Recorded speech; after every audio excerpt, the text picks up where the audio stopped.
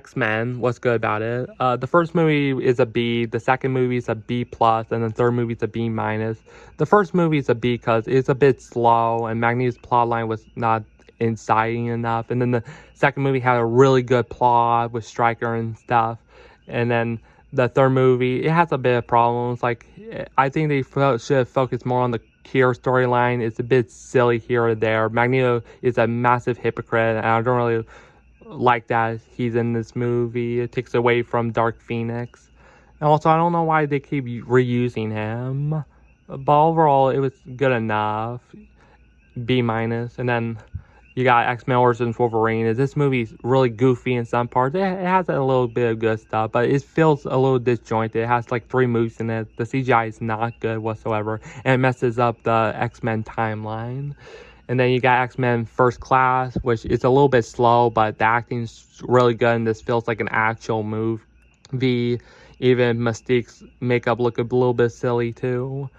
Yeah, I give this movie a B. And then The Wolverine's a really good samurai movie, but it gets a little silly at the end with the Silver Samurai.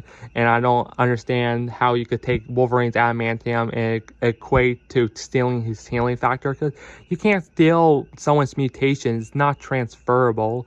I also give that movie a B because it is actually pretty solid. And then you got X-Men Days of Future Past, and in this, he got his adamantium claws back, even though in the Wolverine he lost them. But this movie is really good. It should have been the finale to the X-Men franchise because it's really good. It has fantastic acting. The pacing is really good. I love the story. Even if Mystique is the actress is the weakest link in the movie. But, it's better than what they did in X-Men Apocalypse. But then after this movie, which is an A minus, then we got Deadpool, which is a really solid comedy movie. I thought Vanessa was not totally necessary, but Deadpool was really funny in this movie. I love the fourth wall breaks. I didn't really like TJ Miller's character's comedy. It was a bit annoying.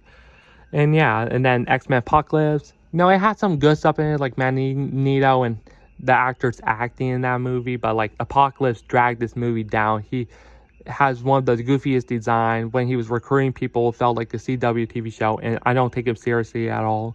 And one thing they did never mention in this movie, Maury, this girl, friend of X-Men, she released Apocalypse, and she never gets blamed or takes responsibility for anything, even though she could literally cause the end of the world. And the CGI in this movie is not good. And then Deadpool, and then Logan, one of the best movies. It has a post-mutant world where like the villain in this movie cured people in really sneaky means, like through corn and corn syrup. Like, it's in like foods and sweet stuff that we all eat. I thought that was pretty clever. This movie is pretty clever. It feels like a Western. It has fantastic acting. It was a great send-off to Logan. Give it an A minus. And then Deadpool 2, it was pretty good. Not as good as the first movie, but it had some pretty solid movie beats. I thought the Juggernaut should have been the Blob, though. I thought that would have been way more better.